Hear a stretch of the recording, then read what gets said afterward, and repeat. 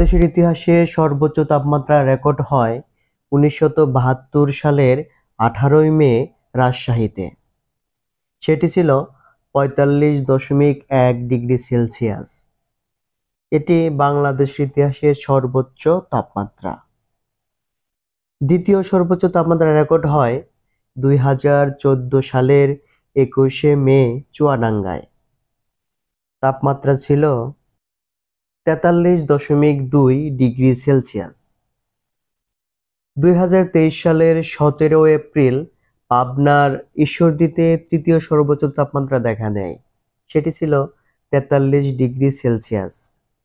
তবে এবারের ২০২৪ সালে যে তাপমাত্রার নমুনা পরিলক্ষিত হচ্ছে, আবহাওয়াবিদরা মনে করছেন এবার বাংলাদেশের সর্বোচ্চ তাপমাত্রার পূর্বের রেকর্ড ভেঙে যেতে পারে।